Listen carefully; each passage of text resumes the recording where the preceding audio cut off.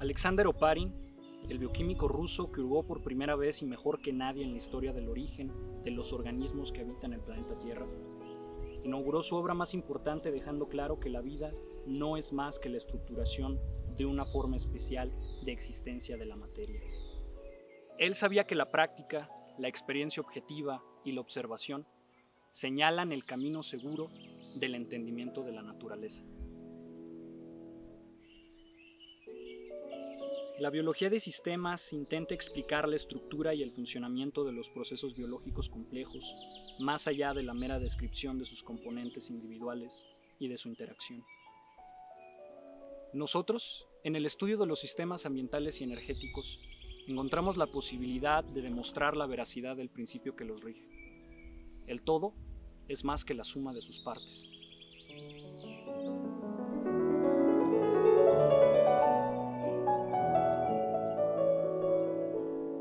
Cuando se nos pidió que ideáramos un proyecto en el que se integraran resiliencia y sustentabilidad, no pudimos evitar dirigir la mirada hacia un verdadero ejemplo de ecosistema que ha tenido la capacidad de recuperar su equilibrio después de una perturbación.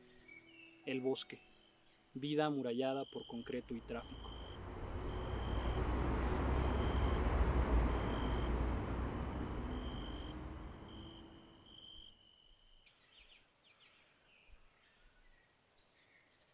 El área de protección de flora y fauna del Bosque La Primavera es una de las áreas protegidas más importantes del occidente del país. Decir que su vegetación funge como el pulmón de la zona metropolitana de Guadalajara no sería suficiente, pues proporciona protección a la cuenca y subcuencas hidrológicas en que se ubica, la cual representa uno de los principales aportes de agua a la región. Al mismo tiempo, el bosque funciona como sitio fundamental para la captación, filtración, transporte y saneamiento de aguas superficiales y subterráneas. Históricamente, la existencia del bosque se ha visto amenazada por diversas acciones antropogénicas, que van desde la contaminación por desechos hasta la tala con fines de urbanización. Sin embargo, hay una problemática con gran incidencia a la que rara vez se le pone atención: los incendios forestales.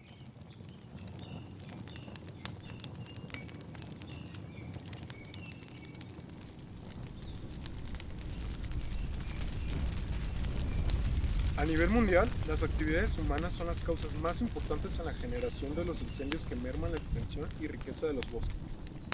El efecto inmediato de los mismos es la reducción de las funciones que cumplen las áreas afectadas.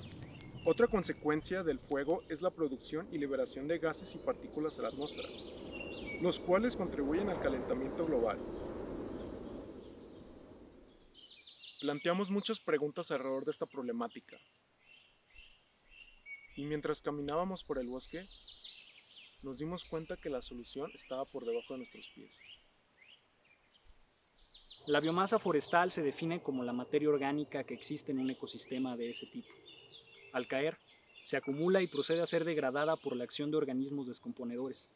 Sin embargo, cuando la biomasa forestal seca acumulada es mayor a la que se puede degradar, existe un exceso de la misma. Precisamente, la materia orgánica seca es uno de los principales factores que dan lugar a la propagación de los incendios. Apostamos por una idea. Había que encontrar la forma de degradar el exceso de biomasa acumulada en el bosque. Haciéndolo, habría menos combustible para el fuego, por lo que los efectos y extensión de los incendios se reducirían. Nos faltaba únicamente encontrar un aliado. Nuestra relación con los hongos es curiosa. Al mirar una ensalada, resulta difícil pensar que estamos más relacionados con los champiñones que con la lechuga. Un hongo es un organismo eucariota que pertenece a un reino cuyos miembros se caracterizan por su inmovilidad, por tener una alimentación heterótrofa y por presentar células con pared celular de quitina. Gracias a su capacidad de descomponer la materia muerta de animales y plantas, los hongos cumplen un rol importante en la continuidad de los ciclos biogeoquímicos. Los hongos comestibles se han consumido y se aprecian por su sabor y valor económico, así como las propiedades medicinales que presentan. Pleurotus striatus es el segundo hongo comestible más cultivado en todo el mundo. Es un hongo muy fácil de cultivar, ya que el sustrato utilizado no requiere esterilización, solo pasteurización, que es menos costosa. Pleurotus striatus puede colonizar y degradar una gran variedad de sustratos lignocelulósicos y otros desechos que se producen principalmente a través de las actividades de las industrias agrícolas, forestales y de procesamientos de alimentos.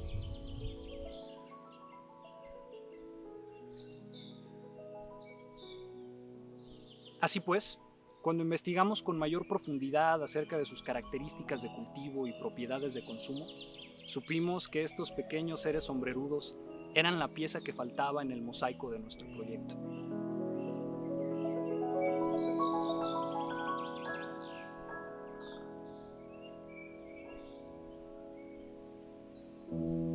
La metodología fue de hecho bastante sencilla. Lo que nosotros hicimos pues fue la recolección de biomasa forestal que tuviera características leñosas, porque como ya se explicó anteriormente, el sustrato en el que crece el hongo tiene características lignocelulósicas. Entonces no solamente nos servían hojas, necesitamos un poquito más de cortezas. E hicimos un tipo de análisis espacial acerca de cuál era la distribución de las cortezas que nosotros podríamos utilizar. Entonces recogimos alrededor de 3 kilos de las mismas. Lo que realizamos una vez hecho esto fue la creación de las unidades de siembra. Para ello tuvimos que hacer una preparación de sustrato. Entonces lo que hicimos fue humidificarlas y una vez hecho esto se pasteurizaron. Entonces una vez que queda totalmente pasteurizado, para que no hubiera crecimiento de bacterias ni de otro tipo de hongos que pudiera inhibir el desarrollo de las que a nosotros nos interesaban, pues llevamos a cabo la inoculación. Entonces, básicamente la distribución temporal que hicimos respecto a la metodología fue... Consistió en 3 fases, la dividimos en 3 fases, la cual la primera hace referencia a la recolección de los sustratos y la inoculación del sustrato para la preparación del hongo. En la segunda fase hacemos referencia a lo que fue el proceso de colonización, en el cual metimos dentro de un lugar oscuro, de un cuarto oscuro, durante 25 días dichos hongos para que pudieran colonizar de manera amplia. Y en una tercera fase, que hacemos referencia a la fructificación, procedemos a retirar de la oscuridad las bolsas de hongos para dejarlas crecer el cuerpo del mismo libremente a como lo necesitara. Como hipótesis teníamos que una vez terminado el periodo de cosecha y de fructificación, obtengamos por cada unidad de cosecha al menos 350 gramos del hongo Pleurotus striatus. Asimismo acordamos que las unidades de cosecha B, por el tipo de nutrición que tengan, el periodo de fructificación, de cosecha y colonización será menor. De este modo, lo que nosotros hicimos fue esto: 2 tipos de sustrato para 2 grupos cuasi experimentales. El grupo A constaba de 4 unidades de siembra y el grupo B de 2. El grupo A, en sus 4 replicados, tenía una totalidad de sustrato de biomasa forestal pasteurizada.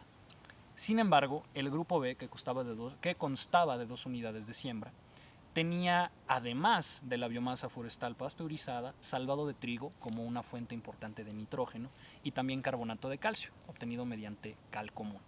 Esto con el fin de que que tuviera una abundancia de nutrientes para un mejor desarrollo, a partir de la hipótesis que se planteó. Entonces, una vez que recolectamos resultados, nos dimos cuenta de que el tiempo de colonización no varió. Básicamente todas tardaron los 25 días, pero el tiempo de fructificación fue un poquito más rápido en aquellas de la unidad B. La primera unidad de siembra del grupo cuasi experimental B fue de hecho la primera en fructificar. La número 1 fue la primera que fructificó y le siguió la bolsa número 2 del grupo experimental B. Pero después, un día más tarde, después de los 25 días de completa oscuridad, ya iniciado el proceso de fructificación, 2 días más tarde todas las demás comenzaron a fructificar. Entonces no hubo una gran diferencia a la hora de la colonización, pero sí hubo una pequeña aceleración en el momento de la fructificación. Y bueno, como resultados obtuvimos que finalmente en el grupo A, por algunos problemas de humedad, una de las bolsas dejó de funcionar, es decir, se empezó a pudrir y de hecho se infectó, entonces tuvimos que desecharla de la parte de la metodología y nos quedamos nada más con 3 bolsas. Y bueno, en el grupo A obtuvimos como cosecha final 226 gramos en la unidad de siembra 1, 351 gramos en la unidad de siembra 2 y 285 gramos en la unidad de siembra 3. Y en el grupo experimental B, en la unidad 1 tuvimos 305 gramos y en la unidad 2 401 gramos. Lamentablemente, por la cantidad de replicados con los que trabajamos, es muy difícil hacer una declaración definitiva acerca de cuál tiene un mejor rendimiento de fructificación. Para poder plantear eso necesitaríamos hacer una mayor cantidad de replicados, de modo que el estudio pueda hacerse de forma más completa y explicada de manera definitivamente, vamos ¿Precisa? a decirlo, más precisa a través del tiempo. Entonces, de momento las cosas que podemos asegurar es que la hipótesis fue correcta. En las bolsas, algunas no alcanzaron a llegar con el total de gramos que necesitábamos, pero sí se llegó a superar en una de ellas en la unidad de siembra del grupo B. Y pues además el proceso, al menos las cosas que podemos concluir es que el proceso se llevó a cabo de manera satisfactoria. Los tiempos estipulados fueron los que ocurrieron y queda demostrado que la biomasa forestal del bosque de la primavera, en efecto, puede ser empleada como sustrato para el crecimiento del hongo Pleurotus stratus. Esperando que esta contribución, pues desde luego, nos ayude a disminuir tanto la propagación de los incendios como su incidencia en esta zona. Entonces eso es lo que nosotros esperamos. Muy bien.